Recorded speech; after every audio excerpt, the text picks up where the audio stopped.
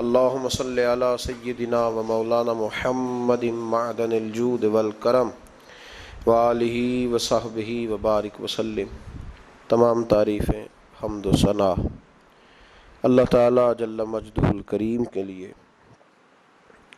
بعد ہر قسم کے درود و سلام نبی مکرم سید عالم آقا کل ختم رسول دانا سبل احمد مجتبیٰ جناب حضرت محمد مصطفیٰ صلی اللہ تعالیٰ علیہ وسلم کی ذات والا صفات کے لیے حمد و صلات کے بعد، قرآن مجید میں اللہ کریم نے فرمایا شہر رمضان الذی انزل فیہ القرآن، فرمایا رمضان کا وہ مہینہ ہے جس میں ہم نے قرآن مجید کو نازل فرمایا ہے۔ رمضان المبارک اللہ تبارک و تعالیٰ کے پسندیدہ ایام میں سے وہ خوبصورت ایام کا مجموعہ ہے جس میں اللہ اپنے بندوں پر زیادہ مہربانی فرماتا ہے۔ ہمارے ہاں بہت ساری چیزوں کو سن سن کے اور بہت سارے معاملات کو دیکھ دیکھ کے ہم سمجھتے ہیں کہ یہ روٹین کی بات ہے، ہر سال روزے آتے ہیں، ہر سال رکھنے ہوتے ہیں۔ چونکہ یہ بڑا عظمت اور قدر والا مہینہ ہے، لیکن چونکہ خود چل کے آتا ہے تو جو چیز خود چل کے آتی ہے اس کی کئی دفعہ قدر کمزور ہو جاتی ہے، لہذا ہم روٹین کے فضائل سنتے ہیں، روٹین میں اسے لیتے ہیں۔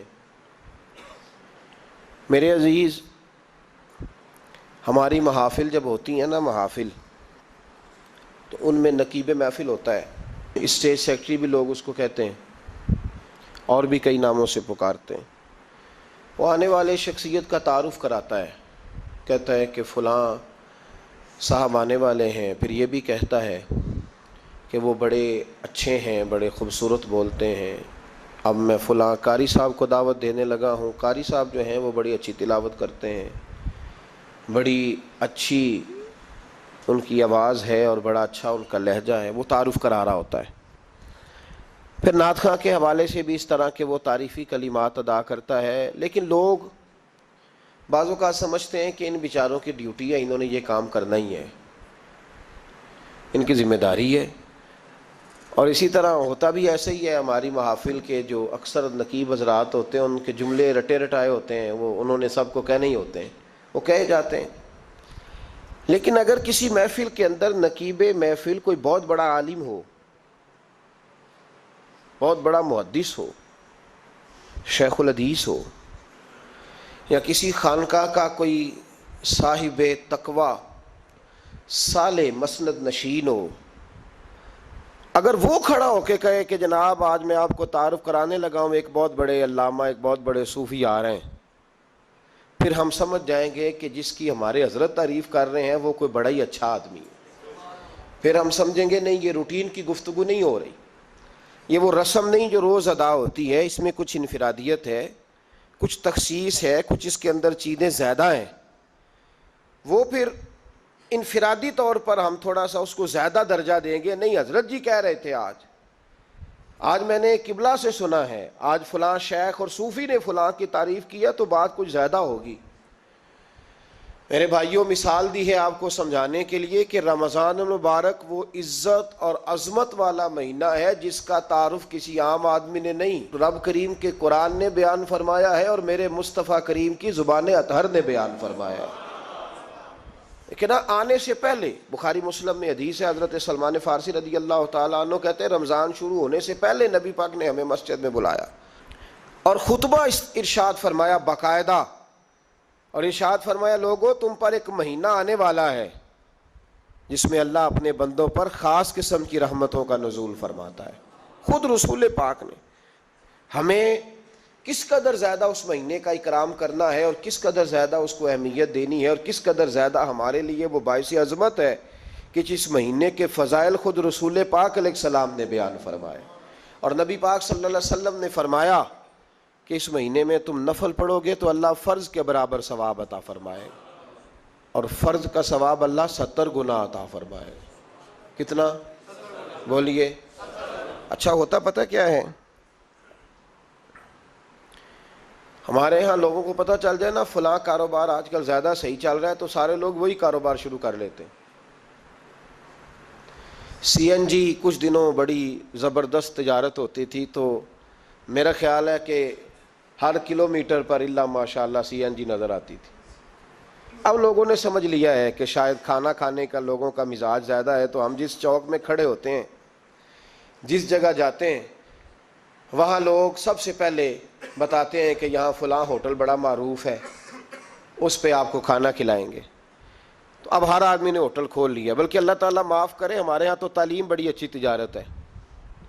جب سے سرکاری اسکولوں کی حالت تھوڑی خراب ہوئی تو ہر بندے نے پرائیویٹ اسکول کھول لیا ہے، بہت بڑی تجارت ہے معاذ اللہ۔ میں کبھی کبھی پریشان ہو جاتا ہوں کہ وہ قوم کیسے آگے بڑھے گی جو تعلیم بیچتی ہے۔ اور اللہ تبارک و تعالیٰ مجھے معاف کرے تو ہمارے ہاں تو صحت کا شعبہ سب سے زیادہ تجارت کا حامل ہے، کہ اگر کوئی آدمی اچھی انویسٹمنٹ کر کے کسی اچھی جگہ ہاسپٹل بنا کے کوئی 2-4 اسپیشلسٹ ڈاکٹر بنا لے تو پھر تو وہ بے شک جھاڑو کے ساتھ پیسے جمع کرے، مسئلہ ہی کوئی نہیں۔ ہم یہ کرتے ہیں کہ جو پتہ محسوس ہوتا ہے نا کہ اس جگہ مجھے رمق زیادہ نظر آ رہی ہے، تجارت میری زیادہ بڑھے گی، تو لوگ ادھر توجہ کر لیتے۔ او خدا کے بندو، صحابہ کا مزاج یہ تھا کہ جہاں انہیں پتہ چلتا تھا نا اس نیکی کا ثواب زیادہ ہے، تو وہ بھاگ کر اس نیکی کی طرف توجہ کرتے تھے۔ آپ صحابہ کی سیرت کی کتابیں دیکھیے، حضرت انس بن مالک رضی اللہ تعالیٰ عنہ فرماتے ہیں جب نبی پاک علیہ السلام نے رمضان کی شان بیان کی تو صحابہ کا یہ مزاج بن گیا کہ وہ اپنے سارے کام رمضان سے پہلے سمیٹ لیتے تھے، رمضان شریف سے پہلے سارے کام سمیٹ لیتے، لینے دینے کے معاملات صاف کر لیتے، خریداری ہو جاتی، گھر کے اندر کوئی کام کرانا ہوتا تو وہ رمضان سے قبل کرا لیتے، یکم رمضان کو وہ مسجدوں میں ڈیرے لگا لیا کرتے تھے۔ وہ کہتے تھے نیکیاں جمع کرنے کے ایام ہے، نیکیاں۔ دیکھیں نا، سب سے مصروف ترین زندگی ہمارے نبی پاک صلی اللہ علیہ وسلم کی زندگی ہے۔ 23 سالوں میں نبی پاک علیہ السلام نے 2300 سالوں سے بھی زیادہ کام کیا، بڑا مصروف وقت تھا حضور کا، بڑا مصروف۔ ہمارے ہاں نا، میں ایک جگہ پہ حاضر تھا تو ایک بزرگ تقریر فرما رہے تھے، وہ کہہ رہے تھے اب خانقاہوں میں جو اللہ اللہ ہو رہی ہے وہ چھوڑ کے باہر نکلو، اب میدان میں نکلنے کا دور ہے۔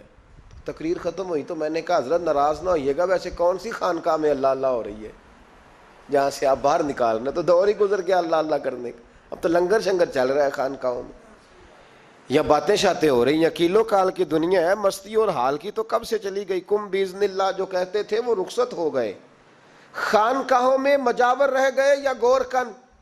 اب تو کہاں، آپ کس کو آپ کہہ رہے ہیں کہ اللہ اللہ چھوڑ کے باہر آؤ؟ کون اللہ اللہ کر رہا ہے؟ اللہ ماشاء اللہ ہے، حال ہی کوئی نہیں۔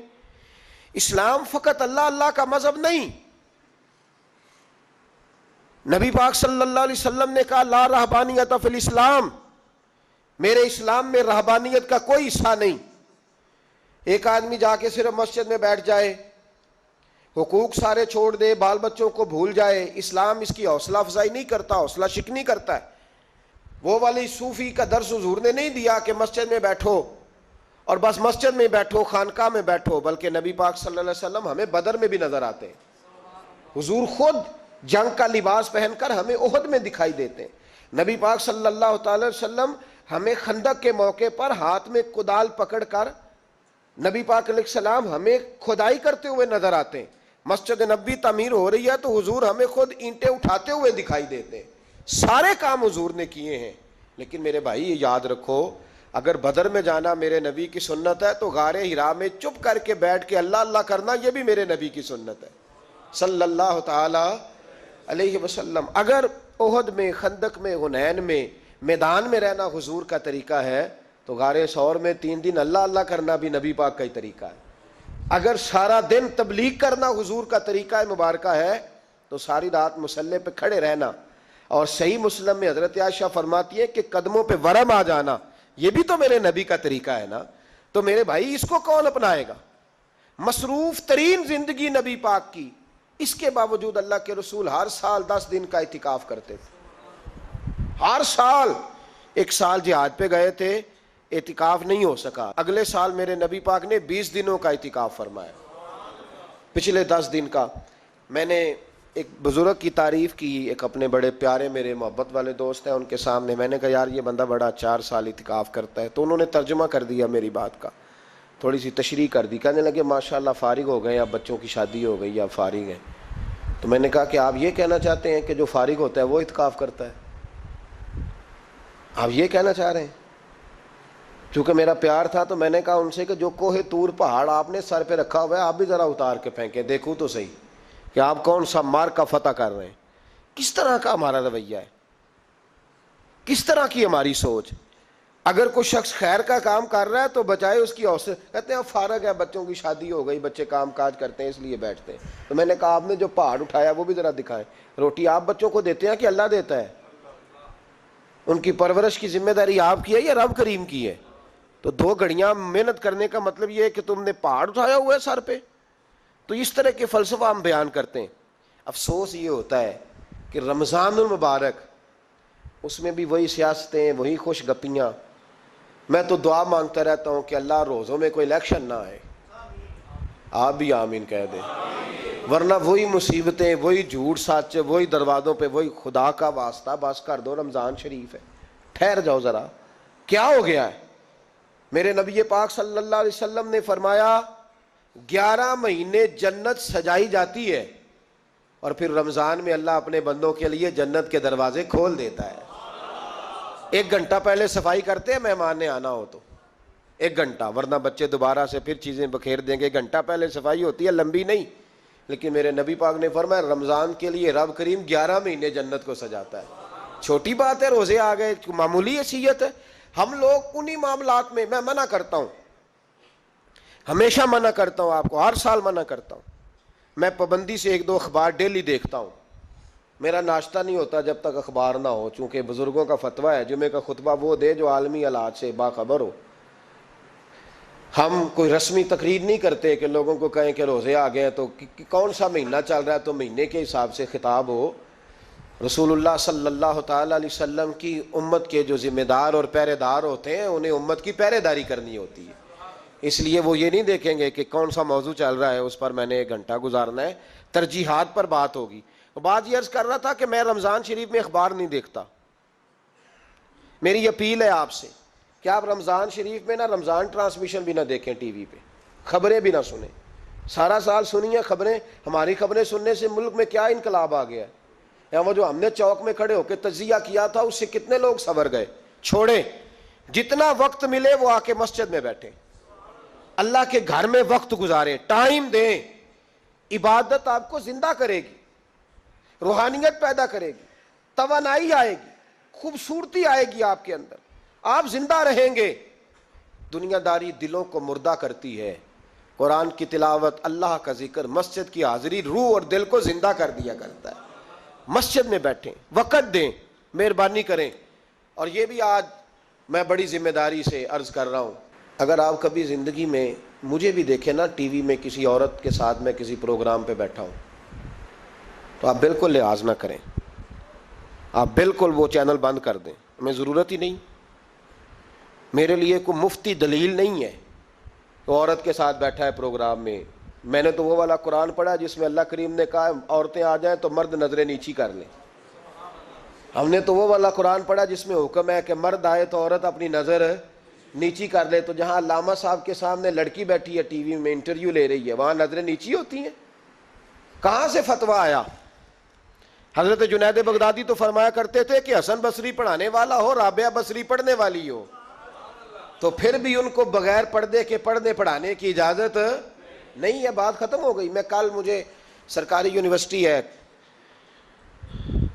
جامعہ کوٹلی کشمیر کی، انہوں نے مجھے دعوت دی کہ آپ کو لیکچر دینا ہے سائنس، تقوی اور رمضان۔ تو اسٹوڈنٹس ہوں گے، کچھ پروفیسر ہوں گے۔ تو میں نے کہا کہ اتنے بڑی جگہ آپ نے مجھے بلا لیا، یونیورسٹی لیول کے طلباء تو بڑے آگے جا چکے ہوتے ہیں، چلیں خیر۔ میں وہاں حاضر ہوا، جب میں پہنچا تو ایک پروفیسر صاحب مجھ سے کہنے لگے کہ لڑکیاں بھی ہیں۔ تو میں نے کہا کہ ٹائم دیتے وقت آپ سے گزارش کی گئی تھی کہ لڑکیاں نہیں ہونی چاہیے۔ تو وہ ایک جملہ بولنے ہی لگے تھے تو میں نے ان سے کہا کہ آپ مجھے دکھیاں نوس مولوی سمجھ لیں، میں پرانے خیالات کا ہوں، آپ مجھے پرانا سمجھ لیں۔ اس لیے کہ میرے حضرت صاحب فرمایا کرتے تھے ہر چیز نہیں لے لینا، دین نہ نیا لینا۔ وہ 1400 سال پرانا ہی ہمیں ٹھیک ہے، ہمیں نیا دین نہیں چاہیے۔ کہنے لگے جی وہ بچیاں تھوڑی پیچھے بیٹھ جائیں گی. میں نے کہا آپ درمیان میں پردہ لگا لیں, میں انہیں نہ دیکھوں وہ مجھے نہ دیکھیں. ٹھیک ہے, بات سنیں, ختم ہو گئی. لیکن اگر وہ سامنے بیٹھیں گی تو ہم نہیں بات کریں گے.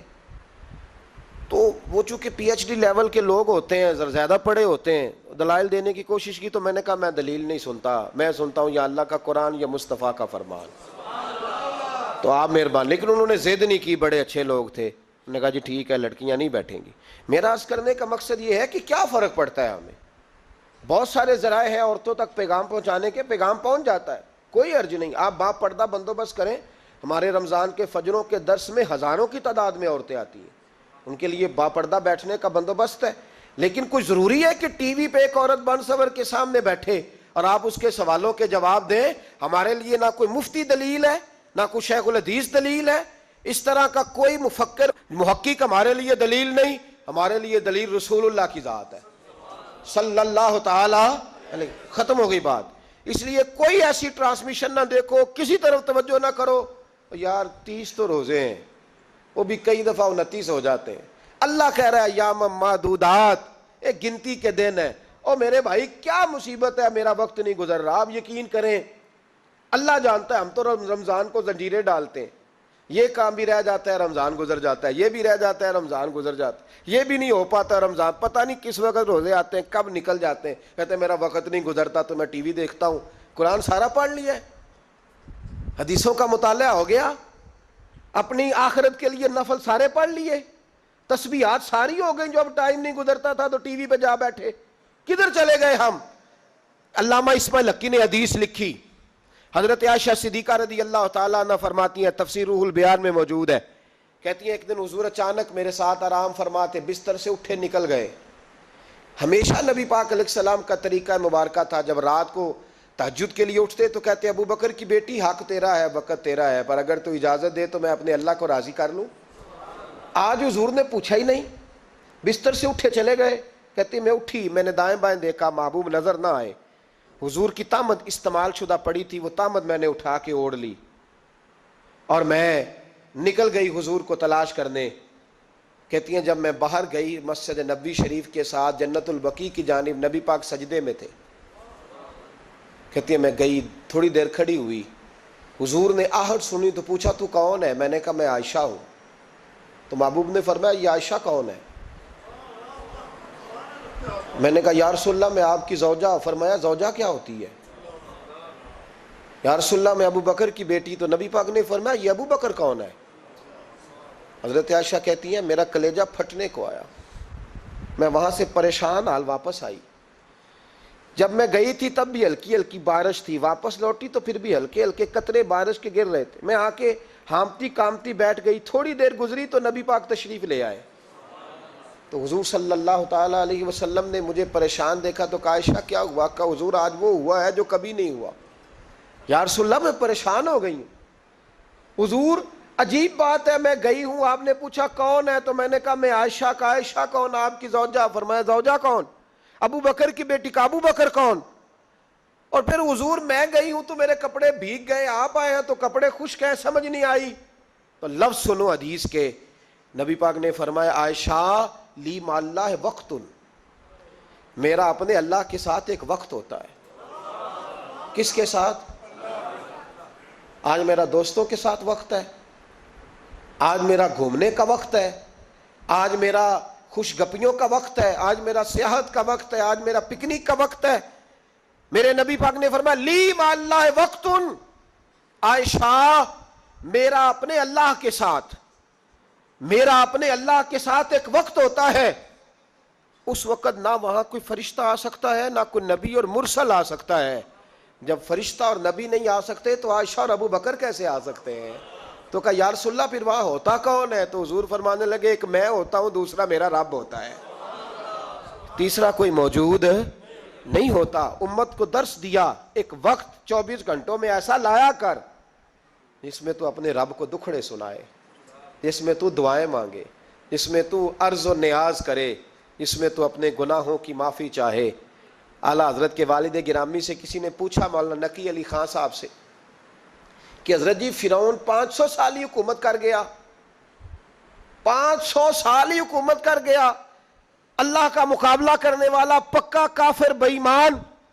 تو آپ فرمانے لگے ملا رومی کی وہ کتاب پڑھو مثنوی، جس میں انہوں نے لکھا ہے کہ جب ساری دنیا سو جاتی تھی تو فرعون اٹھ کے مصلے پہ بیٹھتا تھا، کہتا تھا یا اللہ معاف کر دے، رب تو ہی ہے، گناہگار بڑا ہوں پر مہربانی کر. روز معافیاں مانگتا تھا. تو رب کریم کی قدرت نے مہلت دی کہ روز توبہ کرتا ہے، چلو ایک دن سچی بھی کاری جائے تو اچھا ہے. اللہ نے مہلت دی. اور میرے بھائی اگر تو روز رات مصلے پہ بیٹھے تو تجھے مہلت ملے، عذاب نہ آئے. اگر تو اپنے رب کے ساتھ تنہائی کرے تو اللہ تجھے مہلت دے، سزا نہ دے. لیکن ہم یہ وقت نکالتے ہی نہیں. اللہ کے ساتھ میت کا ہمارا مزاج ہی نہیں. ترمذی شریف میں نبی پاک علیہ السلام نے فرمایا ہے دنیا داروں کو دکھڑے نہ سنایا کر، مالداروں کے سامنے رونے نہ رویا کر. یہ تجھے کیا دے سکتے ہیں؟ تو اٹھ کے جائے گا تو کہیں گے محنت کرتا نہیں، روز مانگنے آ جاتا ہے.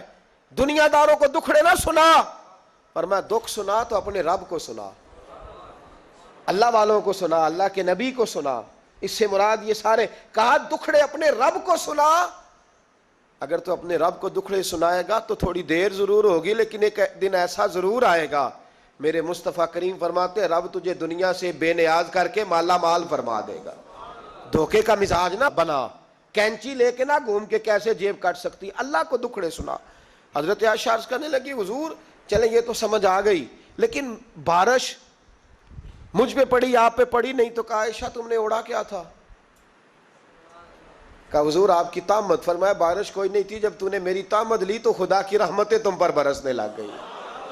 تو حضور کے وجود سے لگی ہوئی چیز کوئی اوڑھ لے تو رحمت برستی ہے، تو میرے نبی کی مسجد چومنے سے کیوں رحمت نہیں برستی؟ جالی چومنے سے کیوں نہیں برستی؟ جہاں جہاں حضور رکے، جہاں جہاں نبی پاک ٹھہرے، وہاں جانے سے کرم کیوں نہیں ہوتا؟ تو عزیزو یاد رکھو رمضان میں ایک ڈیوٹی آپ نے یہ کرنی ہے کہ عبادت کو وقت دیں، ٹائم نکالیں. جو اتنے سے بھی فارغ ہے نا وہ 19ویں روزے تک کل فارغ ہو کے 20 کو اعتکاف بیٹھے. زندگی میں ایک دفعہ اعتکاف تو ویسے بڑا ضروری ہے. ہمارے بزرگوں نے لکھا ضروری ہے ایک بندہ اعتکاف کر لے زندگی میں ایک دفعہ، ہر سال کرے تو سنت ادا ہوگی. ویسے سنت مؤکدہ الکفایہ ہے، بستی میں اگر کوئی بھی نہ بیٹھے گا تو سارے گناہگار ہوں گے. ہم انشاءاللہ اس مسجد میں اس سال اجتماعی اعتکاف کریں گے. میں نے یہ پروگرام بنایا ہے کہ لوگ اعتکاف تو بیٹھتے ہیں لیکن نہ بیچاروں کو قرآن مجید پڑھنا آتا ہے، نہ نماز وضو غسل کے مسائل آتے ہیں، نہ انہیں پتہ ہے کہ رات عبادت کیسے کرنی ہے. تو میں نے یہ ارادہ کیا اس سال میں نے معافی لیا ہاتھ باندھ کے. میں نے کہا یار سارا سال میں پورے ملک میں گھومتا ہوں، اس سال رمضان میں میرا ارادہ ہے میں صرف اپنے شہر میں رہوں، میں کہیں نہ جاؤں، تاکہ جو جہاں سے بھی چل کے آئے اسے فون نہ کرنا پڑے، میں اسے مل جاؤں ویسے ہی. تو میں انشاءاللہ تعالیٰ یہیں رہوں گا اور رمضان کی 10 راتیں میں اپنے اعتکاف والوں کے ساتھ گزاروں گا انشاءاللہ تعالیٰ. یہاں آپ لوگ آئیں، جو سنجیدہ قسم کے لوگ ہیں ان کو ساتھ لائیں، وہ یہاں آ کے اعتکاف کریں. لنگر شریف بھی ہم دیں گے جو ہماری توفیق ہوگی، اور انشاءاللہ دونوں وقت دیں گے اپنی توفیق کے مطابق. اور یہ کوئی صدقہ زکوٰۃ خیرات سے نہیں ہوگا، یہ آپ ہمارے مہمان ہوں گے تو یہ مہمان نوازی ہوگی انشاءاللہ تعالیٰ. تو یہ اپیل آخر میں اعلان کرنا تھا پر چلو بات آ گئی تو میں نے شروع میں ہی کر دیا. یہاں مقدور بھر کوشش کریں گے آپ کے لیے اجتماعی اعتکاف کا بندوبست. ہمارے جو دیگر طلباء علماء ہوں گے وہ بھی آپ کے ساتھ وقت گزاریں گے، وضو غسل نماز کی چیزیں سکھائیں گے، آپ کو قرآن مجید پڑھنا پڑھانا سکھائیں گے. 10 دنوں میں جو ممکن ہو سکے گا ہم انشاءاللہ تعالیٰ کریں گے. تو اعتکاف میں وقت دیں. دوسرا کام آپ نے یہ کرنا ہے رمضان شریف میں کہ قرآن پاک زیادہ سے زیادہ پڑھنا ہے. پڑھیں گے انشاءاللہ. اگر آپ ناراض نہ ہوں تو ہم نے قرآن مجید پڑھنا بالکل ہی چھوڑ دیا. قرآن پاک کھلتا ہی نہیں، توجہ ہی نہیں، مزاج ہی نہیں. سارا دن بیت جاتا ہے قرآن مجید نہیں کھلتا، قرآن مجید نہیں پڑھا جاتا. ایک شخص مجھ سے ملنا چاہ رہے تھے مسجد نبوی شریف میں حاضر تھا. تو وہ ایک دفعہ آئے گزر گئے، میں قرآن شریف پڑھ رہا تھا، پھر آئے تو گزر گئے قرآن شریف، تیسری دفعہ پھر آئے تو کہنے لگے آپ نے کتنا کو پڑھنا ہے؟ میں نے ان سے کہا کہ مہربانی کرو مجھے دعا دو کہ اللہ مجھے پڑھتا ہی رکھے. آپ نے یہ کیا لفظ ادا کر لیے کہ کتنا کو پڑھنا ہے؟ وہ خدا کے بندو یہاں کام کیا ہے؟ اگر تلاوت بھی نہیں کرنی تو کرنا کیا ہے وہاں؟ میں اکثر کہتا ہوں کہ چونکہ ہم تو مسیتڑ ہیں، ہمارا تو مزاج ہے مسجدوں میں رہنے کا، چونکہ عام لوگوں کا مزاج نہیں ہوتا تو وہاں بھی بازاروں کو ٹائم زیادہ دیتے ہیں، خریداری میں وقت زیادہ لگاتے ہیں. اگر ہماری طبیعت مسجد میں بیٹھنے کی ہو، قرآن پاک پڑھنے کی ہو تو بڑا ذوق بن جائے. قرآن مجید امام اعظم ابو حنیفہ امام اعظم رمضان شریف کے اندر 61 قرآن مجید پڑھا کرتے تھے. کتنے؟ 60 और 1 61। एक कुरान शरीफ दिन में पढ़ते, एक रात को पढ़ते, पूरे दिन में कुरान मजीद ख़त्म करते, एक रात को। और आप फरमाते हैं 61वां कुरान मजीद वो था जो मैं तरावियों में सुना करता था। 61 कुरान पाक आप हर रमज़ान में पढ़ा करते थे। मेरी आपसे गुजारिश है, एक सिपारा मस्जिद में पढ़े रमज़ान में, एक सिपारा घर में पढ़े। मस्जिद में पढ़ेंगे तो मस्जिद का हक अदा होगा, और घर में कुरान पाक खोल के बैठेंगे तो बच्चे भी आके पास बैठ जाएंगे, छोटे छोटे बच्चे। ये कभी तजर्बा करना, ये बख्शिश का ज़रिया है। जब आप बच्चों की माँ सवेरे सवेरे बड़ा अच्छा दुपट्टा लेके और मुसल्ला बिछा के और कुरान मजीद की रेल रख के और फिर उसको खुशबू लगा के जब खोलती है ना, तो उसकी जो 2-2.5 साल की बच्ची होती है वो भी कहीं से दुपट्टा ढूंढने लग जाती है, वो भी दुपट्टा लेके आती है और दाएं बैठती है। उसका जो 4 साल का बच्चा होता है ना, अगर अब्बा बैठा है और 4 साल का बच्चा भी कहीं से टोपी ढूंढ के लाता है, उसे पढ़ना नहीं आता, लेकिन वो भी आके ना सिपारा लेके बैठ जाता है। मैंने देखा है बच्चे थोड़ा थोड़ा हिलने लगते हैं।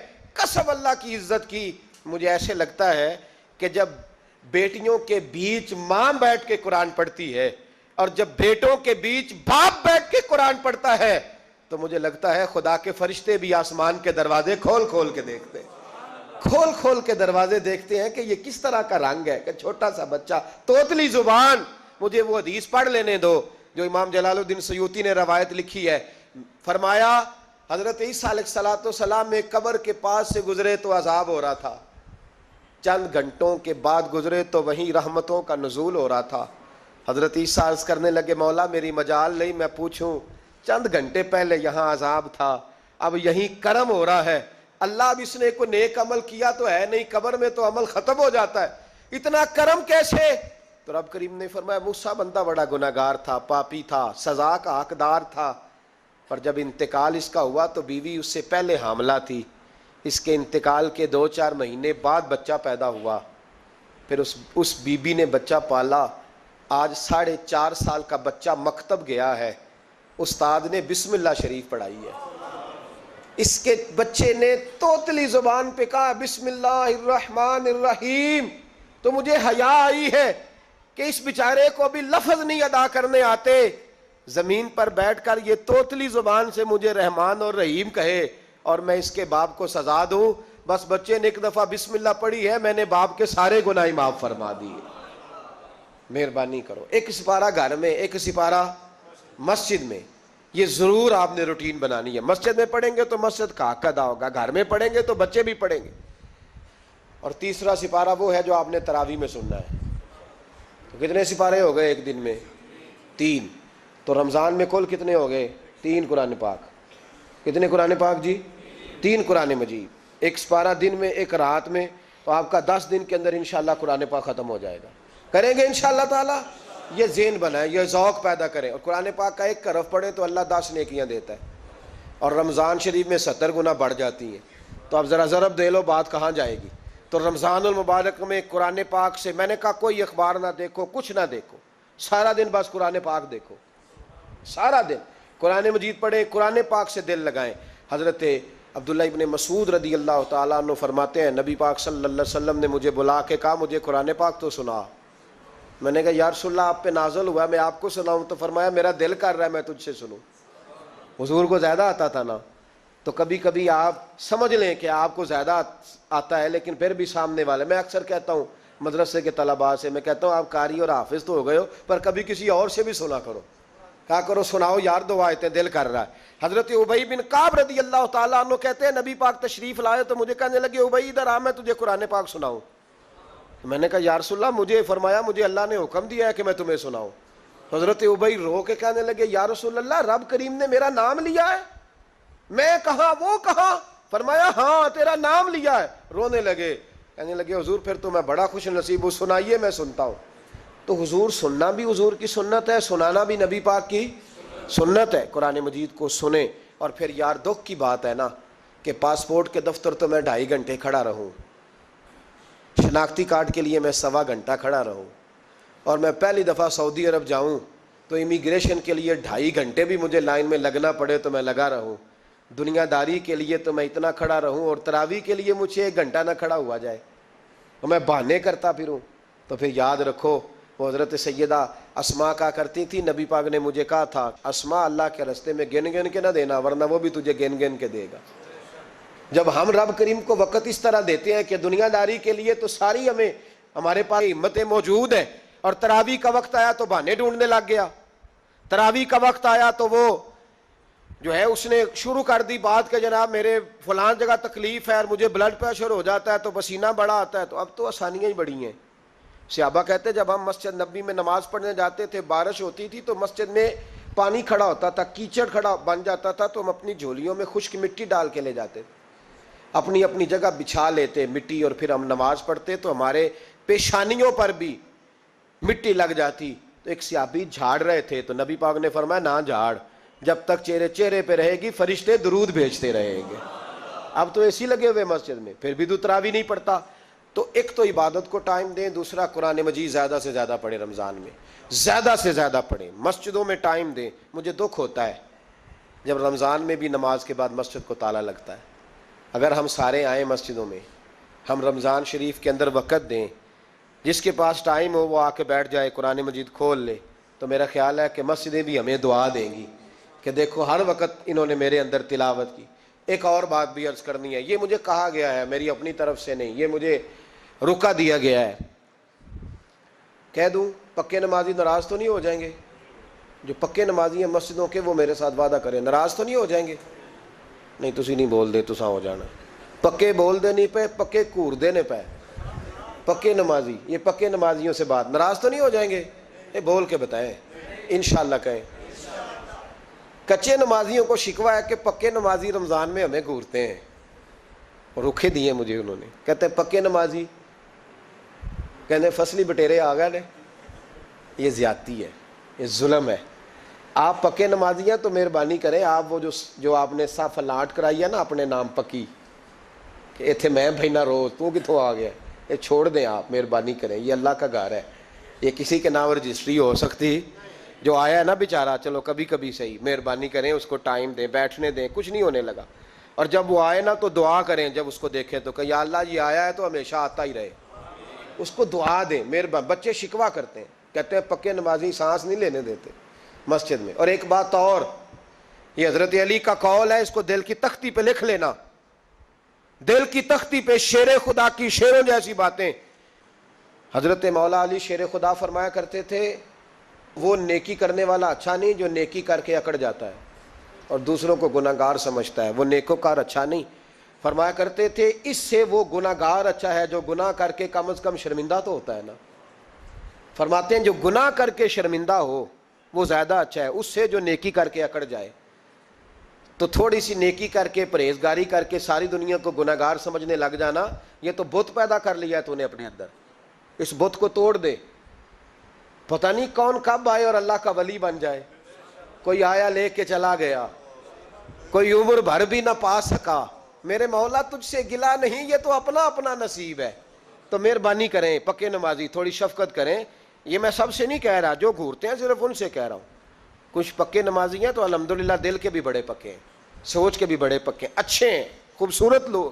لیکن کچھ ایسے لوگ ہیں، ہمارے شہر کے ایک ڈاکٹر صاحب ہیں، میں نے کہا آپ نماز مسجد میں پڑھا کریں، ان کی عمر کافی زیادہ ہو گئی ہے، تو کہتے ہیں حضرت میں پڑھوں گا انشاءاللہ۔ ان کو میں نے دوائی لینے گیا تو میں نے وہاں بھی میں نے بات شروع کر دی، میں نے کہا آپ مہربانی کریں، کہتے میں آؤں گا۔ کچھ دنوں کے بعد میں نے اس مسجد میں نماز پڑھی اور خاص کر کے پڑھی کہ یہ ٹائم ہے۔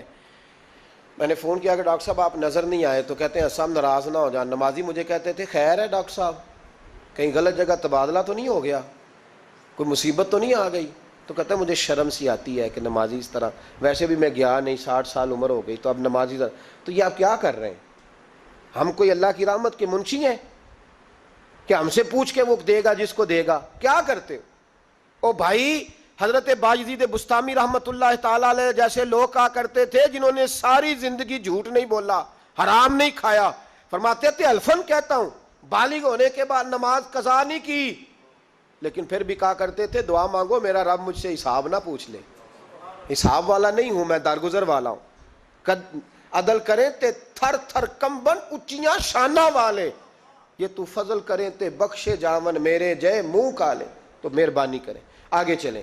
رمضان شریف میں سخاوت کرنی ہے، حضرت انس بن مالک رضی اللہ تعالیٰ عنہ فرماتے ہیں جس طرح تیز آندھی چلتی ہے، ذرا مثال دیکھیں صحابی کی کتنی خوبصورت، فرماتے ہیں جس طرح تیز آندھی چلتی ہے نا، اس طرح رمضان میں میرے نبی کی سخاوت چلا کرتی تھی۔ نبی پاک ہر سائل کو دیتے، جو قیدی بند ہوتے نا، قیدی جنگ کے قیدی کفار، حضور انہیں بھی آزاد کر دیتے رمضان میں، فرماتے جاؤ تمہیں آزاد کیا، سخاوت کریں۔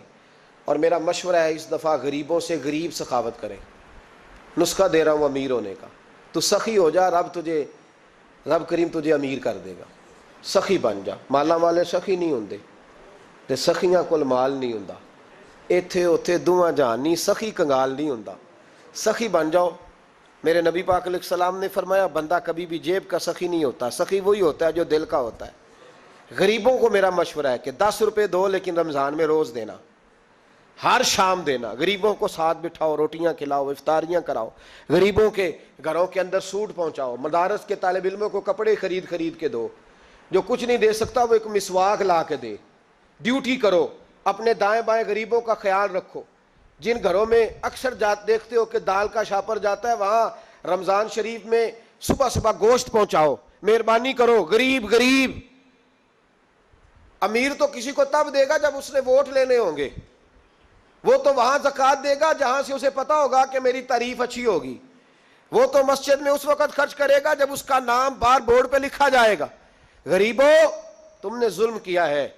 اگر تم اپنی 4 غریب بھائی مل کے ایک غریبنی بہن کا خیال رکھتے تو اس غریبنی کو محلے کے چودھری کے پاس نہ جانا پڑتا۔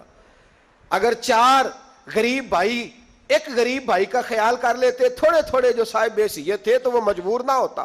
مہربانی کرو۔ حضرت عبداللہ ابن عمر رضی اللہ تعالیٰ عنہ ہر روز مدینے کے مسکینوں کو ڈھونڈ کے لاتے تھے، فرماتے تھے کہ ان کو ایک تھیلا دینا میں عزت نہیں سمجھتا، ڈھونڈ کے لاتے غریبوں کو اور اپنے سامنے دسترخوان بچھاتے رمضان میں، اور پھر ان پہ کھانے چنتے اور فرماتے غریب کھائیں گے تو میرا اللہ راضی ہوگا، ساتھ بٹھا کے کھلاتے۔ ایک بڑی عجیب بات ہو گئی، گھروں میں ہو جاتی ہے، جن گھروں میں زیادہ مہمان آتے ہیں وہاں یہ مسئلے بن جاتے ہیں۔ ایک دن زوجہ کہنے لگی کھانا آپ کا یہ آج مہمان کو نہ لائیے گا، کہہ دیتی ہیں نا بیویاں کبھی کبھی، یہ نافرمانی نہیں۔ اگر آپ کو کھڑا کیا جائے نا رمضان میں روزہ رکھ کے باورچی خانے تو لگ پتا جائے، اس کو نافرمانی نہ سمجھے، بیوی نے پکا کے نہیں دیا جی۔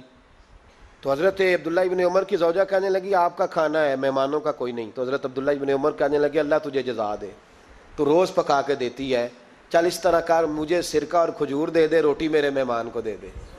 تو آپ کی زوجہ رو پڑی، کہنے لگی اگر آپ افطاری والوں کا اتنا خیال کرتے ہیں تو میں نہ کروں، مجھے 10-20 منٹ کا ٹائم دے، میں اپنے اوپر وزن بوجھ ڈالوں گی، میں تھوڑی مشقت میں پڑوں گی، لیکن مہمانوں کے لیے افطاری کا ضرور بندوبست کروں گی۔ ہمارے ہاں تو افطاریاں بھی سیاسی ہیں، ووٹ اکٹھے کرنے کے لیے افطاریاں، اور ڈرو اللہ سے۔ کس کس نام پہ لوگ دنیا داری کریں گے، کس کس نام؟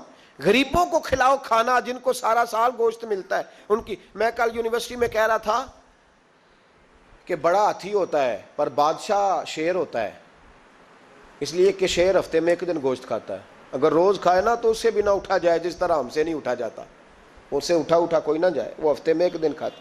مگرمچھ سب سے دلیر جانور ہے دریائی جانوروں میں سے، لیکن 24 گھنٹے میں 700 گرام کھانا کھاتی ہے، اور شیر کا بھی پنجہ پکڑ لے تو شیر چھڑا نہیں سکتا، روٹی کھا کے تو حال ہی کوئی نہیں قوم کا۔ تو مہربانی فرمائے، فاقہ آپ کو طاقتور کرے گا، اور جتنا زیادہ انسان کھاتا ہے شہوانی قوتیں زیادہ ہوتی ہیں، اس لیے نبی پاک نے کہا تھا نوجوانوں کو یا شادی کر لو یا روزے رکھا کرو۔ اگر زیادہ روٹیاں کھاؤ گے تو تمہارے اندر نفسانی اور شہوانی قوتیں زیادہ پروان چڑھیں۔ تو مہربانی فرمائے رمضان میں غریبوں کے فاقوں کا خیال کریں، انہیں پہنچا کے آئیں، گھر جا کے دے کے آئیں۔ میں اکثر یہ روتا ہوں کہ ہماری مسجدوں میں نا 27ویں کو قاری صاحب کو سوٹ ملتا ہے، اس کے پیچھے سازش یہ ہوتی ہے کہ 27ویں روزے نہ تو درزی پکڑے گا نہ سی کے دے گا، تو ہم یہ سازش کرتے ہیں کہ دین جنانا ہوئے مولوی بھی ساڑھے ورگا سوٹ پا لے عید تے پھر ساڑھے جی چودھری جی تے مولوی جی فرق ہی رہ گیا۔ تو 27ویں کو اس لیے دیتے ہو کہ درزی نہ پکڑے، اس بیچارے کو دینا ہے تو یکم رمضان کو دو، اس کو حضرت جی میرے والا جوڑا پہن کے آپ نے تراویاں پڑھانی ہے، یہ جمعہ آپ نے میرے سوٹ سے۔ مہربانی کریں آپ جو آپ کے اپنے علاقے کے مسجد کے قراء ہیں، حفاظ ہیں، طالب علم ہیں، ان کو رمضان شریف سے شروع ہونے سے پہلے اور کسی گھر میں آپ لنگر پہنچاتے ہیں 20ویں روزے تو 20 روزے تو فاقے سے انہوں نے رکھ لیے، اب آپ گھی لے کے پہنچ گئے۔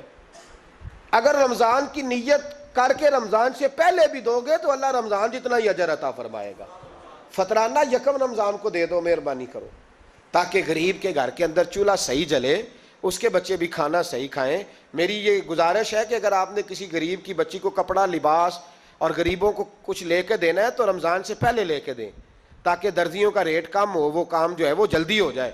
اور میری گزارش ہے مسلمانوں سے کہ اپنے سارے کام رمضان سے پہلے سمیٹ لو، اتنے قیمتی دن دوبارہ نہیں ملیں گے جو زندگی میں رمضان دوبارہ سے آ رہا ہے۔ سارے کام پہلے کر لو۔ ہمارے ہاں تو آپ یقین کر لیں، نہ درزی تراویاں پڑھتا ہے، نہ کپڑوں والا پڑھتا ہے، نہ کاج بٹن والا پڑھتا ہے، نہ نلکی والا پڑھتا ہے۔ وہ کہتے ہیں جی راشی سارا ان دنوں میں۔ وہ جو آخری 10 راتیں ہوتی ہیں نا رمضان کی، حضرت عائشہ صدیقہ رضی اللہ تعالیٰ عنہ فرماتی ہیں حضور ہمیں نفل کے لیے نہیں جگاتے تھے، پر رمضان کے آخری 10 دن فرماتے اٹھو، یہ سونے کا ٹائم نہیں۔ اور ہمارا وہی ٹائم سارا بازاروں میں گزر جاتا ہے، وہ جو کچھ لینے کا وقت ہے، شب قدر تلاش کرنے کا وقت ہے، وہ سارا ہم بازاروں میں گزارتے ہیں۔ ہم انشاءاللہ تعالی رمضان کی آخری 10 راتوں میں شب بیداری کریں گے، محفل کریں گے، تلاوت کریں گے، تسبیح پڑھیں گے، جو ہم سے ہو سکے گا۔ مسجدوں کا رخ کریں، یہاں پہنچ سکتے ہیں تو یہاں پہنچ جائیں، لیکن اپنا وقت ضائع نہ کریں۔ کوئی ایسا کام نہ کرے کہ جس میں ایک لمحہ بھی رمضان المبارک کا ضائع ہو۔ آخری بات سنیں، رمضان میں ہم نے کیا کرنا ہے؟ سارا سال دین کے لیے کوشش کی ضرورت ہے۔ سارا سال ہم جب کہیں جا کے دین کی بات کرتے ہیں تو ہمیں ایسا لگتا ہے کہ یہ لوگ بیچارے ترس رہے تھے کہ کاش کبھی پہلے ہمیں بات سننے کو ملتی۔ دین کی بات کی ہر وقت ضرورت ہے۔ رمضان کے اندر لوہا گرم ہوتا ہے، کیوں بھلا؟ شیطان قید ہو جاتا ہے۔ پہلے جب دین کا کام ہوتا ہے تو دو قوتیں آپس میں لڑتی ہیں۔ ہم تبلیغ کرتے ہیں، ایک دوسرے کو پیغام دیتے ہیں، شیطان جواب کے اندر کیا کرتا ہے کہ جب ہم یہاں کسی آدمی نے بات کی یا سنی تو بڑا دل نرم ہو گیا، لیکن جب گھر گئے تو شیطان نے پھر وسوسہ ڈال دی۔ رمضان میں ایسے نہیں ہوتا، صرف تبلیغ ہوتی ہے، شیطان قید ہوتا ہے، وہ کوئی غلط مشورہ دینے کی پوزیشن میں نہیں ہوتا۔ اب ہمیں کیا کرنا چاہیے کہ تبلیغ زیادہ کرنی چاہیے، جد و جہد کریں، اتنی جد و جہد کریں کہ یہ رمضان جو آنے والا ہے اللہ تعالیٰ اسے امت مسلمہ کی عزت کا مہینہ بنا دے، اور رمضان جیسے ہی جائے امت کو اللہ پھر سے وقار عطا فرمائے، ہمیشہ مدحت خیر الانام میں گزرے۔ دعا ہے یہ عمر درود و سلام میں گزرے۔